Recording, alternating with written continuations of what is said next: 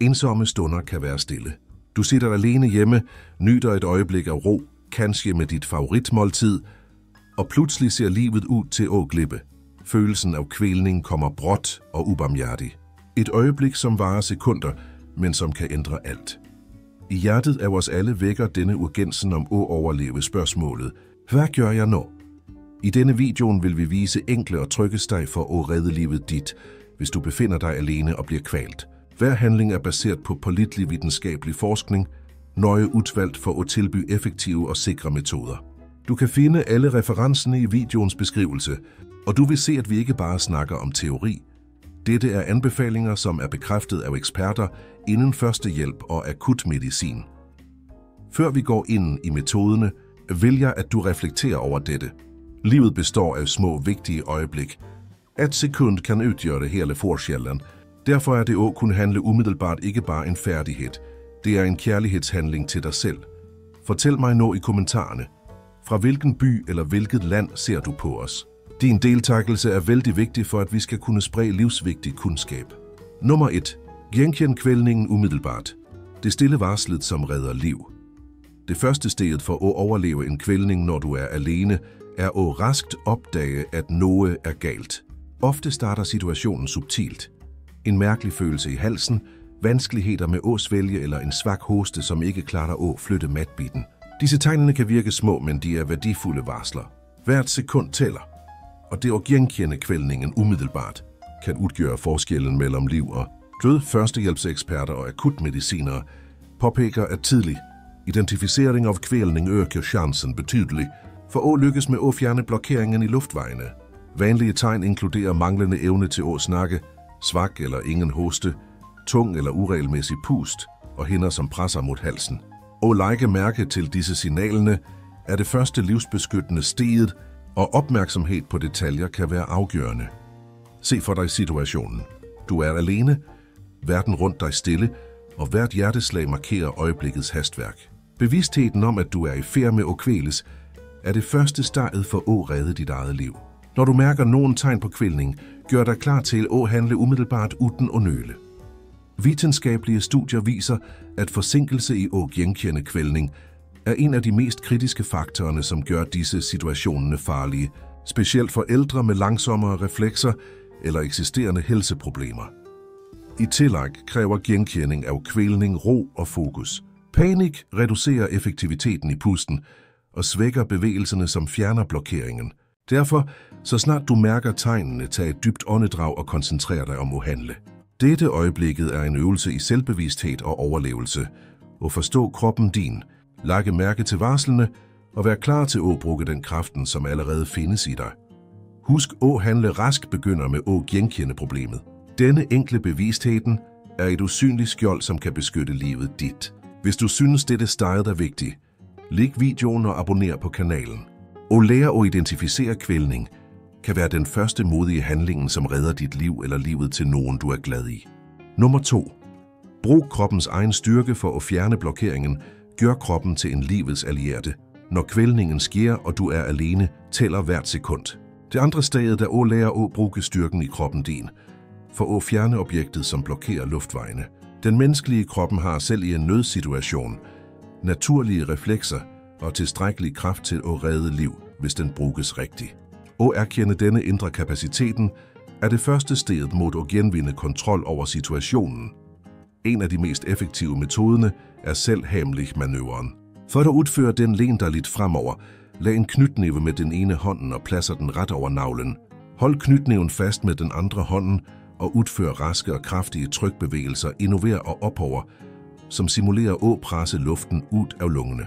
Dette trykket kan løsne maten eller objektet, som sitter fast, og genoprette pusten. I tillæg findes det variationer, som kan hjælpe i forskellige situationer.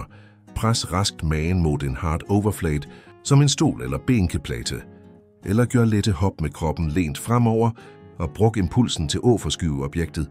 Kliniske studier viser, at personer, som kender til disse teknikkerne og er mentalt forberedt på nødsituationen, har mye større chance for succes, specielt ældre med langsommere reflekser. At holde ro og fokus er afgørende. Panik reducerer effektiviteten i pusten og svækker bevægelserne, som fjerner blokeringen. Visualiser målet tydeligt. Luften skal skyve objektet ud, og du har kraften som trængs. Gentag manøvren så mange gange som nødvendigt, mens du holder kroppen oprejst og pusten kontrolleret, for at øge chancen for succes. Husk, kroppen din er din største allierede i dette kritiske øjeblikket.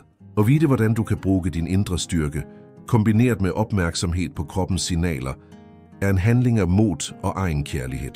Og erkende, at du kan handle alene af frikørende, og kan bogstaveligt talt redde livet dit. Nummer 3. Brug tilgængelige genstande om nødvendigt. Gør omgivelserne til din allierede. Når kvælningen sker, og du er alene, kan det nogle gange hænde, at kroppens egen styrke ikke er nok til at løsne maten, eller objektet, som blokerer luftvejene. I dette kritiske øjeblikket kan omgivelserne rundt dig blive en forlængelse af din livskraft. Hvert objekt, som er tilgængelig, et bord, rygstøtte på en stol, en bænkeplade eller til og med en pute, kan bruges på en tryg og strategisk måde for at øge trykket og hjælpe med at fjerne blokeringen. Førstehjælpseksperter anbefaler, at man støtter magen mod en fast overflade og bruger et kontrolleret støt for at skabe trykket, som trængs for at løsne maten. Selv en enkelt genstand som et rullet håndklæde kan fungere som et værktøj, som gør, at du kan rette kraften mere præcist og effektivt. Nøglen er at handle raskt, præcist og sikkert, samtidig som du opretholder balance og korrekt kropsholdning. Det er også vigtigt at forstå logikken bag teknikken.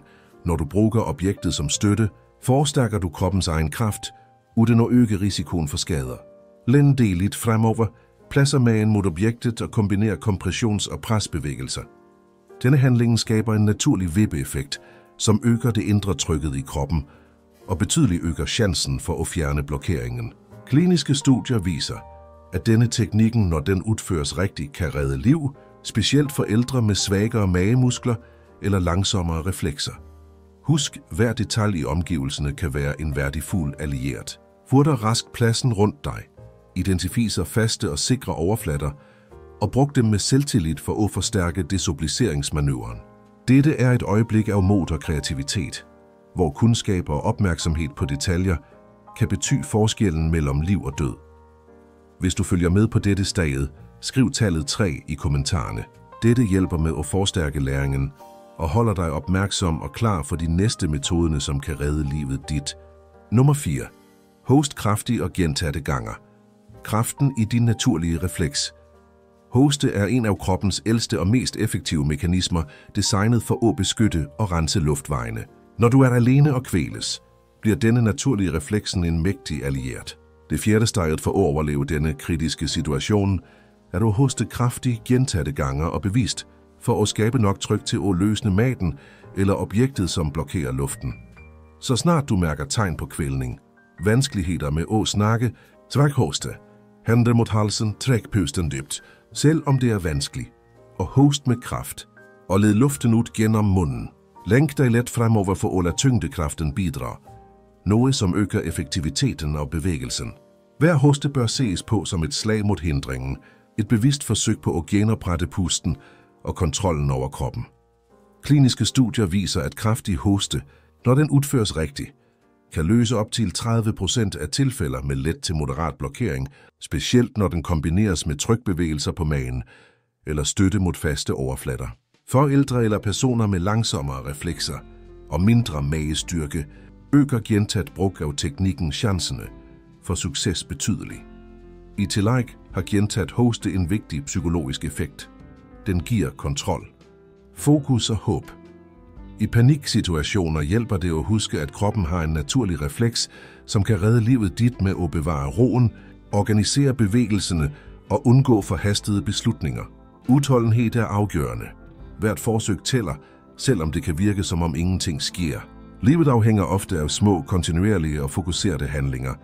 Husk, hosten er din mest pålidelige refleks. At bruge den rigtige kan være forskellen mellem en skræmmende oplevelse og en tragedie. Hvis du følger med på dette stadie, skriv tallet 4 i kommentarerne. Dette styrker læringen og sikrer, at du er opmærksom på de næste metoderne, som kan redde liv. Nummer 5. Ring efter hjælp om nødvendigt. Undervurder aldrig kraften i ekstern assistance. Selvom du har prøvet alle de tidligere teknikkerne og bruge kroppens egen styrke, støtte dig på objekter eller hoste kraftigt, kan det hænde, at kvælningen vedvarer. I dette kritiske øjeblikket er det 5. stadiet enkelt, men utrolig kraftfuldt.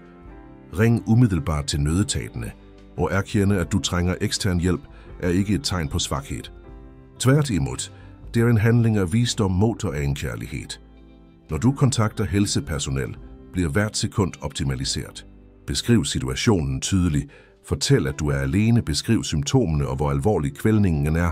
Nødetatene understreger, at rask og præcis kommunikation drastisk øger chancerne for overlevelse, da de kan give umiddelbare instruktioner, mens du fortsætter at forsøge at redde dig selv. Og ringe efter hjælp har også en vigtig psykologisk effekt. Og vide, at en erfaren person vejleder dine næste bevægelser, bidrager til at bevare ro, fokus og selvtillid. I paniksituationer er dette afgørende. Kliniske studier viser, at personer, som klarer at tilkalde hjælp raskt, har betydeligt lavere risiko for alvorlige komplikationer, inkluderet hjerneskade eller død af kvælning. Mens du venter på respons fra nødetatene, fortsæt at bruge de tidligere desobiliseringsmetoderne, men på en bevidst og forsigtig måde. Brug alle tilgængelige ressourcer, kroppen, din hoste og nærliggende objekter, og husk, at ekstern hjælp er et essentielt supplement, ikke en erstatning for dine egne handlinger. Ikke nøl med at bede om hjælp. Rask handling kan være forskellen mellem en skræmmende oplevelse og en tragedie. Dette sidste steg minder os om, at overlevelse er en kombination af egenhandling og professionel assistance.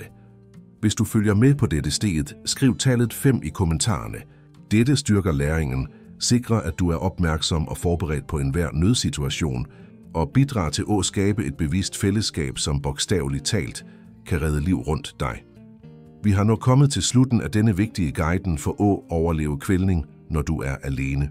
Hvert støv vi har gået gennem, og genkende kvælningen, bruge kroppens egen styrke, benytte tilgængelige genstander, hoste kraftige og gentatte ganger, og ringe efter hjælp, er en påmindelse om, at kundskab er et stille skjold, som beskytter liv. Husk, hver teknik kræver opmærksomhed, ro og raske handlinger. Et øjeblik med kvælning kan være skræmmende, men forberedelse omdanner frygt til kraft og instinkter til strategi. Livet er skørt, men kroppen og sindet vort har utrolige ressourcer til at bevare tilværelsen, hvis vi ved, hvordan vi skal bruge dem med mod og bevidsthed. Vi ønsker, at du skal føle dig styrket, tryg og bevidst på, at selv når du er alene, har du værktøjerne for at beskytte dit eget liv. Og dele denne kundskaben med familie, venner og nærstående kan mangedoble chancen for overlevelse i nødsituationer. Hvis du syntes, denne videoen var nyttig, ikke glem at like, dele og abonnere på kanalen. På den måde hjælper du flere at lære disse teknikkerne, som kan redde liv, og styrker vort fællesskab for helse og vitalitet. Vi takker for, at du har fulgt hvert steg med os. Helse og vitalitet handler om at tage vare på sig selv, værdsætte hvert øjeblik og forvandle små lærdommer til store handlinger for beskyttelse. Husk altid, hver handling du tager kan redde liv, og det starter med dit eget. De videnskabelige studierne, som støtter dette indholdet, finder du i videobeskrivelsen. De bekræfter, at forberedelse og kundskab om teknikker for at fjerne blokering i luftvejene betydeligt øger chancen for overlevelse ved kvælning, specielt for ældre eller personer, som er alene. Helse og vitalitet for at kurere enhver smerte.